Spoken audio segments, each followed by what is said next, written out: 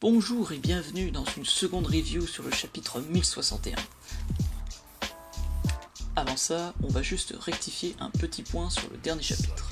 On va reparler d'Uranus. J'ai dit dans ma précédente vidéo que God Valley pouvait avoir été détruite par Im avec Uranus. Et vous savez quoi, c'est de la merde. Parce qu'après réflexion, Uranus se révivit. Uranus, dieu du ciel, Vivi, qui fait tomber la pluie venant du ciel. Princesse comme Shirahoshi, elle-même une arme antique. Bon, voilà, ça commence bien, c'est parti pour la review. Le titre s'ouvre sur le sauvetage de Bonnet. Luffy et Chopper sont désormais hors du Sunny lorsqu'un très gros requin les attaque. Un requin étant en métal avec inscrit sur lui Hunk. Mais ça vous rappelle pas quelque chose? On y reviendra, ne vous en faites pas. Puis Jinbei, confiant le gouvernail au charpentier, rejoint son capitaine. Voilà donc où en sont nos personnages. Le navire se voit être retourné, donc dommage pour eux, sauf lui là. En parallèle, Tashigi fait son comeback, et donc on pourrait supposer que Smoker fasse de même, en vue du fait que l'île où elle se trouve est non loin de celle des chapeaux de paille. Toujours fidèle à l'homme fumé, il se pourrait qu'il soit enfin de retour. De plus, nous avons un aperçu des enfants, mais ce qui est important dans ce passage, c'est surtout Koby. Il est enfin confirmé qu'il est à la ruche, victime de Barbe Noire. De plus, nous apprenons que les Séraphins sont sur l'île d'Egghead, appuyant sur le fait qu'il s'agit d'une île de la marine, ou du moins leur appartement. Et même avec cet élément, les Séraphins, l'opération type sauver Koby ne peut pas se faire, montrant ainsi la puissance qu'opère Teach sur son île. De retour du côté de Luffy, Bonnet nous offre l'une des plus belles cases du manga, ainsi qu'une grande source d'inspiration pour l'art en général, mais aussi, et surtout, quelque chose d'important. Elle n'a pas de soutif. Alors je suis désolé, mais avec ces poids qu'elle se trimballe, ça ne peut pas être facile. Le propos, oui.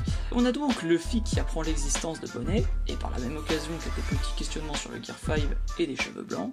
De par la réponse de Luffy, on comprend qu'il n'est pas en transe lorsqu'il est en Gear 5, mais qu'il est bel et bien conscient.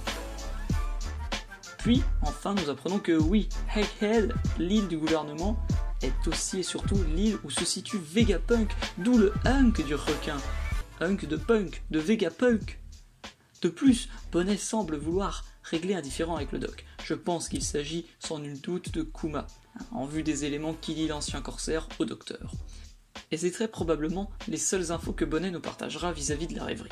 Enfin, nous terminons sur le sauvetage des chapeaux de paille, par un mecha géant, parce qu'Oda adore ça, et nous pouvons lire Mega Force, mecha que nous avons vu un poil plus tôt, face au requin. Forcément, Usopp et Franky ont des étoiles plein les yeux, sortant de ce robot, ce qui semble être une jeune fille, parlant du robot requin en termes de désir et des éléments programmés, comme quoi il y aurait eu un souci dans la dite programmation. Cette personne se présente comme le docteur Vegapunk, et semble ne pas apprécier les pirates. Il se pourrait cependant qu'en apprenant qu'il s'agisse des chapeaux de paille, Vegapunk ne soit pas une ennemie. Je m'explique. Kuma a demandé à Vegapunk de lui donner un dernier ordre à suivre après ses expériences, protéger le Sunny. Vegapunk aurait pu, et même aurait dû ne pas le faire, mais elle l'a fait. Pourquoi? Peut-être déteste-t-elle les pirates et s'interroge sur le pourquoi du comment Kuma aurait voulu en protéger. N'oublions pas qu'il s'agit d'une scientifique. Avant tout, elle aime expérimenter les choses. De plus, n'oublions pas que Franky s'est reconstruit pendant l'ellipse avec des éléments, des informations venant de son premier laboratoire. Enfin, nous avons un visuel de ce qu'est le docteur Vegapunk. Et c'est pas si facile que ça. En vue des dernières illustrations et représentations du doc, il se pourrait qu'elle soit en réalité la fille du docteur. Mais je ne pense pas, car elle se présente comme la grande génie. Donc bel et bien le doc, dont on nous parle depuis longtemps. Il est plus probable qu'il s'agisse soit d'un clone, soit d'un robot. Cela s'appuie sur plusieurs éléments. Le docteur Vegapunk a toujours été représenté par un homme, au niveau des illustrations ou des manières de le nommer. De plus, comme pour Moria et ses zombies, les robots semblent avoir un numéro, en l'occurrence 3, 12 et 2. Il est donc probable que Vegapunk se soit cloné dans un corps plus jeune et féminin. pour soi dédoubler son génie, mais ça irait aussi à l'encontre de l'aspect éthique que nous représente Caesar face au Doc, même si Kuma existe, hein, ne l'oublions pas.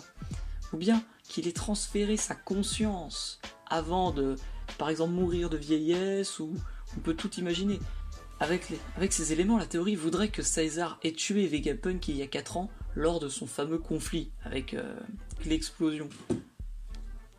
Mais, de par son génie scientifique, il aurait réussi à se cloner pour malgré tout sauver sa conscience et pouvoir survivre.